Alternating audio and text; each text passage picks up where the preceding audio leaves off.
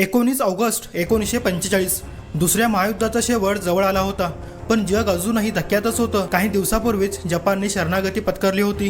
Hiroshima आणि नागासाकीवर अणुबॉम्ब टाकल्यानंतर संपूर्ण जगाला कळलं होतं की आता युद्ध संपणारच आहे. जर्मनी आधीच पराभूत झाली होती, हिटलरने आत्महत्या केली होती आणि मित्र राष्ट्रांनी विजय मिळवला होता. पण या सगळ्या गोंधळात एक माणूस असा होता जो अजूनही हार मानायला तयारच नव्हता, आणि तो माणूस होता नेताजी सुभाषचंद्र बोस. ब्रिटिश साम्राज्य अजूनही भारतावर राज्य करतच होतं आणि नेताजींच्या मनात एकच विचार होता, भारताला स्वातंत्र्य मिळालंच पाहिजे. जपान हरलं, जर्मनी हरली, पण नेताजींची लढाई संपलेली नव्हती. त्यांना वाटत होतं की अजून एक संधी आहे, अजून एक मार्ग आहे, आणि तो मार्ग होता सोव्हिएत युनियन. त्या काळात सोव्हिएत युनियन मित्र राष्ट्रांच्या बाजूने लढत होतं, पण त्यांची विचारधारा वेगळी होती. ब्रिटन आणि अमेरिका भांडवलशाही देश होते, तर सोव्हिएत कम्युनिस्ट होते. नेताजींना वाटत होतं की कदाचित सोव्हिएत ब्रिटिशांविरुद्ध भारताला मदत करतील, त्यामुळे त्यांनी ठरवलं की जपानमधून सोव्हिएत प्रदेशात पोचायचं. पण 1945 मध्ये आशियामध्ये परिस्थिती खूपच वाईट होती. जपान हरल्यामुळे त्यांचं सैन्य मागे हटत होतं, विमानतळ उद्ध्वस्त झालं होतं आणि प्रवास करणं खूप धोकादायक झालं होतं. तरीही जपानी अधिकाऱ्यांनी नेताजींसाठी एक योजना तयार केली. असं ठरलं की नेताजींना जपानी बॉम्बर विमानातून टोकियोला नेलं जाईल आणि तेथून पुढे सोव्हिएतशी संपर्क साधला जाईल. हा साधा प्रवास नव्हता, हा असा प्रवास होता ज्यामध्ये प्रत्येक क्षणी मृत्यूचा धोका होता. 17 ऑगस्ट 1945च्या सकाळी नेताजी बँकॉकहून निघाले. त्यांच्यासमोर आझाद हिंद फौजेचे काही विश्वासू अधिकारी होते. ते व्हिएतनाममधल्या सायगॉन शहरात पोहोचले, जिथून त्यांचा पुढचा प्रवास सुरू होणारच होता. पण सायगॉनला पोहोचल्यानंतर त्यांना सांगण्यात आलं की विमानात फक्त 2च लोकांसाठी जागा आहे. ही बातमी ऐकून सगळे थक्क झाले. इतक्या मोठ्या मिशनसाठी फक्त 2 लोक? पण परिस्थिती अशी होती की दुसरा पर्यायच नव्हता. नेताजींना निर्णय घ्यावाच लागला. शेवटी त्यांनी ठरवलं की त्यांच्यासोबत कर्नल हबीबुर रहमान हे पुढे जातील, बाकी सगळ्यांना मागे राहावं लागलं. त्या क्षणी कुणालाही वाटलं नव्हतं की हा निर्णय इतिहासातलं सर्वात मोठं रहस्य बनणार आहे. तो 17 ऑगस्टच्या संध्याकाळी सुमारे 5 वाजता मित्सुबिशी KI-21 नावाचं जपानी बॉम्बर विमान सायगॉनहून उडालं. विमानात नेताजी, हबीबुर रहमान, काही जपानी सैनिक आणि अधिकारी होते. रात्री अंधार होणार असल्यामुळे विमान टुराने नावाच्या ठिकाणी थांबलं होतं. तिथे सर्व प्रवासी रात्री थांबले आणि जपानी मेकॅनिक विमान हलकं करत होते. पुढचा प्रवास लांब होता, त्यामुळे विमानातून शस्त्र, मशीनगन आणि इतर सामान काढून टाकण्यात आलं. दुसऱ्याच दिवशी सकाळी 5 वाजता विमान पुन्हा उडालं. आता विमान हलकं झालं होतं, त्यामुळे पायलटने एक स्टॉप टाळला आणि विमान थेट तैहाकू म्हणजेच आजचं तैपई इथेच उतरवलं. दुपारी 12 वाजता ते उतरलं. प्रवाशांनी जेवणं केली आणि पुढच्या उड्डाणाची तयारी सुरू झाली. याच वेळी पायलट आणि इंजिनियरला डाव्या इंजिनमध्ये थोडासा बिघाड दिसला, पण त्यांनी त्याकडे फारसं लक्ष दिलं नाही. इंजिन नवीन होतं, त्यामुळे त्यांनी विचार केला की मोठी समस्या नसावी, पण कधी कधी छोटासा दुर्लक्षितपणा इतिहास बदलून टाकतो. दुपारी 2 वाजता विमान पुन्हा उडालं. काही मिनिटं सगळं ठीक होतं, पण अचानक एक मोठा आवाज झाला, जणू काही इंजिन फुटलं. विमान एका बाजूला झुकलं. पायलटने नियंत्रण मिळवण्याचा प्रयत्न केला, पण उंची कमी होती. काही सेकंदातच विमान जमिनीवरती कोसळलं. कॉकपिटमध्ये बसलेले पायलट आणि को पायलट जागीच मृत पावले. विमानाच्या पुढच्या भागाला आग लागली. मागच्या बाजूला बसलेले लोक जखमी झाले, पण त्यांना बाहेर पडण्याची संधी मिळाली होती. नेताजींच्या अंगावर पेट्रोल सांडलं होतं. मागचा दरवाजा उघडत नव्हता, त्यामुळे त्यांना पुढून बाहेर जावं लागलं होतं. समोर आग लागलेली होती. त्यांनी बाहेर पडण्याचा प्रयत्न केला होता, पण पेट्रोलमुळे त्यांच्या कपड्यांना लगेच आग लागली. हबीबुर रहमानने त्यांना वाचवण्याचा पुरेपूर प्रयत्न केला. कपड्यांनी आग विझवली आणि त्यांना लगेच जवळच्या नेमॉन मिलिटरी हॉस्पिटलमध्ये नेण्यात आलं. डॉक्टरांनी उपचार सुरू केले, पण भाजल्यामुळे जखमा खूप गंभीर झाल्या होत्या. संध्याकाळी काही तासांनी डॉक्टरांनी जाहीर केलं की नेताजी सुभाषचंद्र बोस यांचा मृत्यू झाला आहे. इतिहास इथेच संपतो, पण रहस्य इथूनच सुरू होतं. कारण जेव्हा ही बातमी भारतात पोहोचली तेव्हा अनेक लोकांनी ती मान्यच केली नाही. लोक म्हणत होते, इतका मोठा नेता, इतका हुशार माणूस इतक्या सहज कसा मरू शकतो.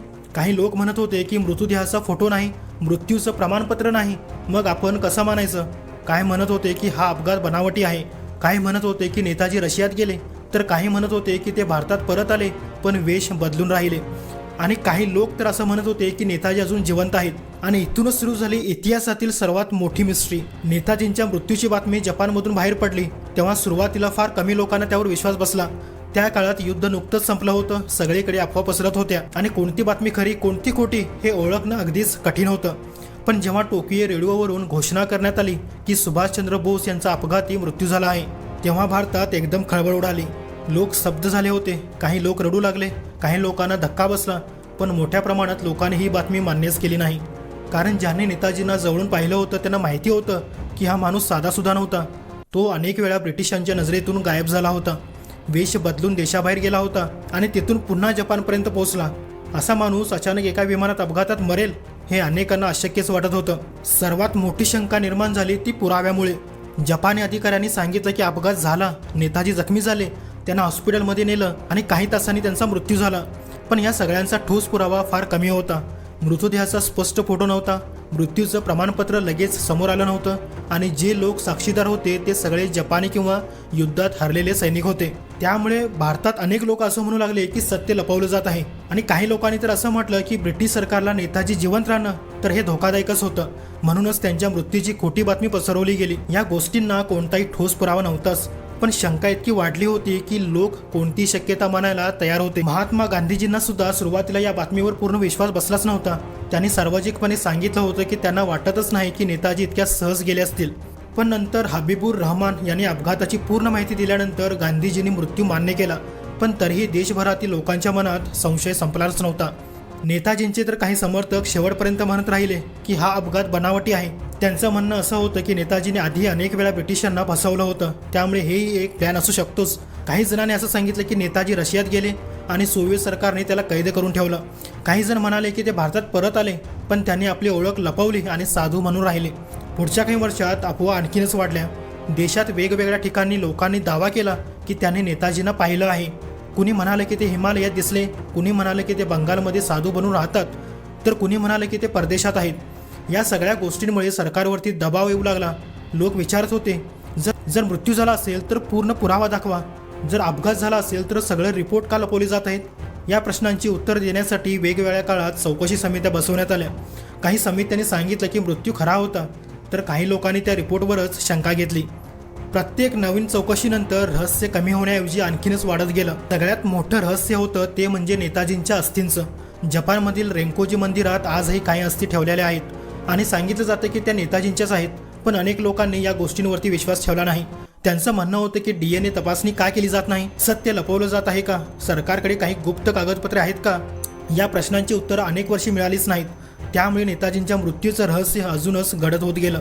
आणि मग पुढे अजून एक नाव समोर आलं, गुमनामी बाबा. असा साधू ज्याच्याबद्दल काही लोक म्हणत होते की तोच सुभाषचंद्र बोस आहे. त्यानंतर काही लोकांनी रशियाची थिअरी मांडली. काही लोकांनी सांगितलं की विमान अपघात हा फक्त एक प्लॅन होता. काही लोकांनी सांगितलं की सत्य आजही सरकारच्या फाईलमध्ये बंदच आहे. इतिहासात अनेक महान नेते झाले, अनेक युद्ध झाली, अनेक लोकांनी देशासाठी प्राण दिले, पण सुभाषचंद्र बोस यांच्यासारखं आयुष्य फार कमी लोकांनी जगलं. त्यांनी ब्रिटिश साम्राज्याला थेट आव्हान दिलं होतं. जगभर फिरून भारतासाठी मदत मागितली, स्वतःची सेना देखील उभारली आणि शेवटच्या क्षणापर्यंत स्वातंत्र्यासाठी लढत राहिले. पण जितकं त्यांचं आयुष्य धाडसी होतं तितकंच त्यांच्या मृत्यूभोवतीचं गूढ आजही लोकांना अस्वस्थ करतंय. विमान अपघात झाला असं सांगितलं गेलं की डॉक्टरांनी मृत्यू घोषित केला, असं सांगितलं गेलं की अस्थी जपानमध्ये ठेवल्या आहेत. पण इतक्या मोठ्या नेत्याच्या मृत्यूचा एकही स्पष्ट फोटो नाही, एकही निर्विवाद पुरावा नाही आणि म्हणूनच हा प्रश्न आजही जिवंतच आहे. स्वातंत्र्यानंतर भारत सरकारवर लोकांचा दबाव आणखीनच वाढू लागला. लोक विचारू लागले की नेताजींच्या मृत्यूची खरी चौकशी का होत नाही. शेवटी सरकारला चौकशी करावी लागलीच. 1956 मध्ये पहिली अधिकृत चौकशी समिती बसवण्यात आली. या समितीचं नाव होतं शाहनवाज कमिटी. या समितीचं नेतृत्व करत होते कर्नल शाहनवाज खान, जे स्वतः आझाद हिंद फौजेत होते. त्यांच्यासोबत S.N. मित्तर आणि सुरेशचंद्र बोस होते, जे नेताजींचेच भाऊ होते. या समितीने जपानला जाऊन चौकशी केली, साक्षीदारांशी बोलले आणि हॉस्पिटलचे रेकॉर्ड पाहिले. अनेक लोकांनी असं सांगितलं की अपघात झाला होता आणि नेताजी जखमी झाले होते. डॉक्टरांनीही सांगितलं की त्यांनी त्यांच्यावरती उपचार देखील केले होते. या सगळ्या साक्षींवरून समितीने निष्कर्ष असा काढला की नेताजींचा खरंच विमान अपघातच मृत्यू झाला आहे. पण हा निष्कर्ष सगळ्यांनी मान्यच केला नाही. सगळ्यात मोठा विरोध केला तो सुरेशचंद्र बोस यांनीच. त्यांनी समितीच्या रिपोर्टवरती सही करण्यास स्पष्ट नकार दिला. त्यांचं म्हणणं होतं की चौकशी पूर्णपणे निष्पक्ष नव्हती आणि काही गोष्टी मुद्दाम लपवल्या गेल्या. त्यांनी सांगितलं की त्यांना खात्री आहे की नेताजींचा मृत्यू झाला नाही.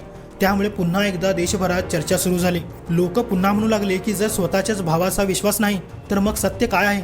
पुढे 1970 मध्ये पुन्हा एक चौकशी आयोग बसवण्यात आली. यावेळी न्यायमूर्ती G.D. खोसला यांच्या नेतृत्वाखाली आयोग तयार झाला. खोसला आयोगाने पुन्हा साक्षीदारांची चौकशी केली, जपानमधील कागदपत्र पाहिली आणि अनेक वर्ष तपास केला. या आयोगानेही शेवटी तोच निष्कर्ष दिला विमान अपघात झाला होता आणि त्यातच नेताजींचा मृत्यू देखील झाला होता.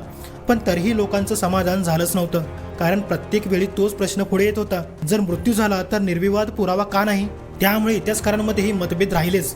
काही आजही असं म्हणतात की 18 ऑगस्ट 1945 रोजीचं स्थळ संपलं, तर काही ठामपणे सांगतात की ही गोष्ट तिथे संपलेलीच नाही. इतिहासात काही रहस्य अशी असतात ज्यांची उत्तरं कागदावर सापडतच नाहीत, ती लोकांच्या मनात जिवंत राहतात. नेताजींची डेथ मिस्ट्री ही त्यापैकीच एक आहे.